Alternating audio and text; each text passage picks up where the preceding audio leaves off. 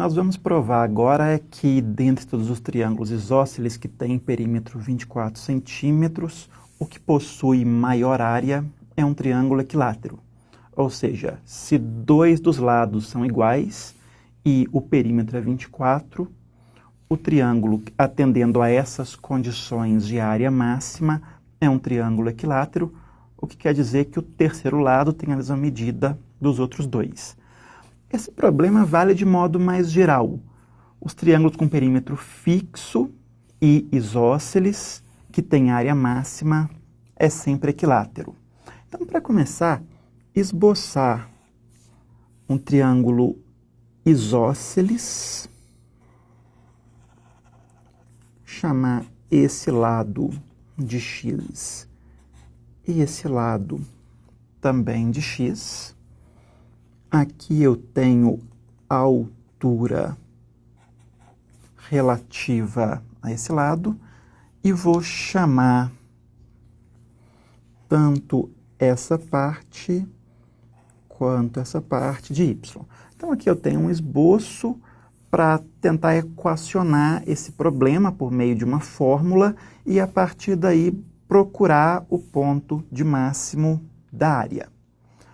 O perímetro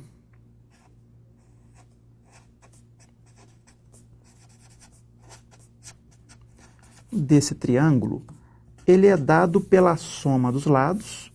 Esses dois lados medem x e esse terceiro lado mede 2y.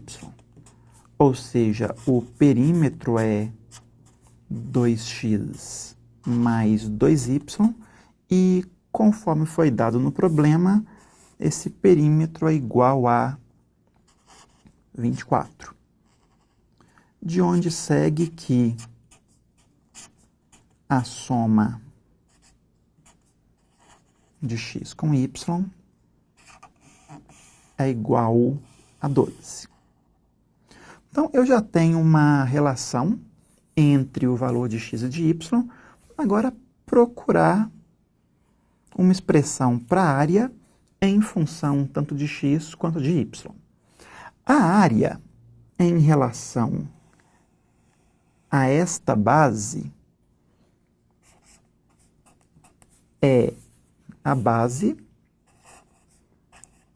2y que multiplica a altura dividido por 2, que é o produto entre y e h.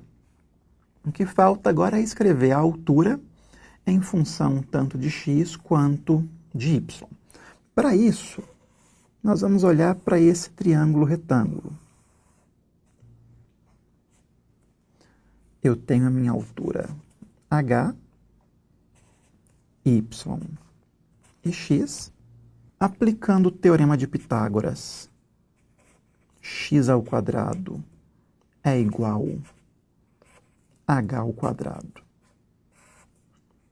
mais y ao quadrado. Como eu quero encontrar h, segue que h é igual a raiz de x ao quadrado menos y ao quadrado. Voltando na área, nós temos então que a área é o produto de y por raiz de x ao quadrado menos y ao quadrado. Nós temos então uma expressão para a área em função de y e x e uma relação entre as variáveis x e y. Dessa expressão, como y aparece duas vezes na fórmula e x uma única vez, eu vou optar por isolar x como 12 menos y e substituindo y raiz no lugar de x. 12 menos y ao quadrado menos y ao quadrado. Reescrevendo, a área é o mesmo que y. Desenvolvendo o produto notável, eu tenho 144 menos 24y mais y ao quadrado menos y ao quadrado. E a área é dada por y raiz de 144 menos 24y. E nós escrevemos dessa forma a área do triângulo isósceles como função de uma única variável, a variável y. Como x mais y é igual a 12, segue que y varia entre 0 e 12 aberto. Ele não pode ser 0, senão nós não teríamos esse lado, e ele não pode ser 12, senão essa soma já seria 24, e nós também não teríamos esse lado. Então, eu quero encontrar o máximo de uma função definida em um intervalo aberto. Então, nós temos a área escrita em função de y, o intervalo em que y varia, e sabemos que o triângulo tem lados x, x e 2y. O objetivo é mostrar que 2y é igual a x. Derivando em relação à variável y, aplicando tanto a regra do produto quanto a regra da cadeia, nós temos primeiro pela regra do produto a derivada do primeiro termo, que multiplica o segundo, mais, repito, o primeiro termo. A derivada do segundo pela regra da cadeia é a derivada de 144 menos 24y, que é menos 24, vezes a derivada da função raiz aplicada em 144 menos 24y. Então, eu tenho meio vezes 1 sobre a raiz de 144 menos 24y, que eu posso reescrever como uma única fração, em que o denominador é raiz de 144 menos 24y, e o numerador. Aqui eu posso simplificar o 24 com 2 e fico com menos 12y. E daqui eu tenho 144 menos 24y. Produto dessa raiz por essa raiz, para que eu possa simplificar e voltar na expressão anterior, que é o mesmo que 144 menos 36y dividido pela raiz de 144 menos 24y, e o y continua variando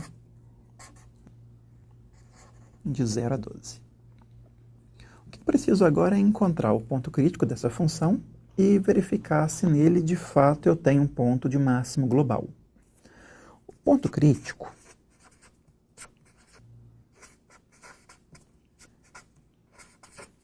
como os dois domínios são iguais, basta determinar o valor de y, para o qual a derivada é zero. Para que essa expressão seja igual a zero, nós devemos ter 144 menos 36y igual a zero. é o mesmo que 36y igual a 144, y igual a 144 e dividido por 36, isso é o mesmo que 12 vezes 12, dividido por 12, que multiplica 3, e a resposta é 4. Nós sabemos, então, que y igual a 4 é o único ponto crítico da função.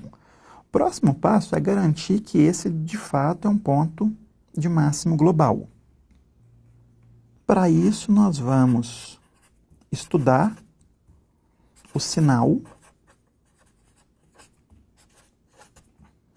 da derivada da área. Nós sabemos que o y ele varia de 0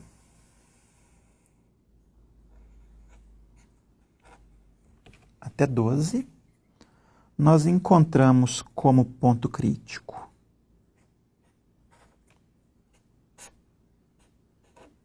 y igual a 4. Analisando o sinal da derivada, o denominador é sempre positivo, enquanto o numerador ele é positivo antes do 4 e negativo depois do 4. Com isso,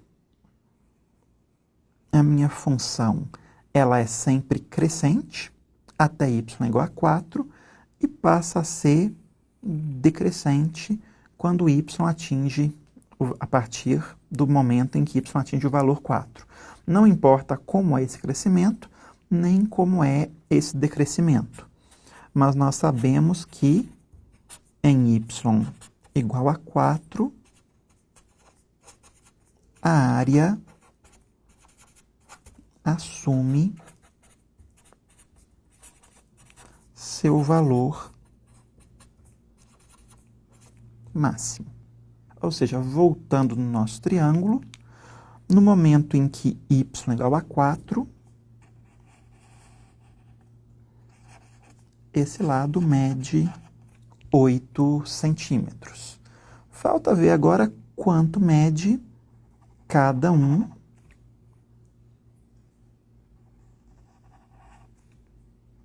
dos outros dois lados. Do início, nós tínhamos que x mais y igual a 12. Como y vale 4, o x também igual a 8.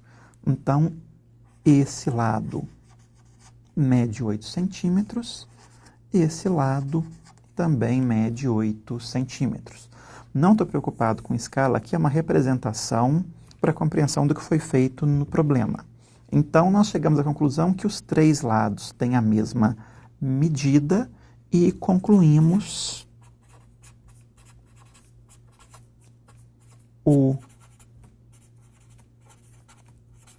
triângulo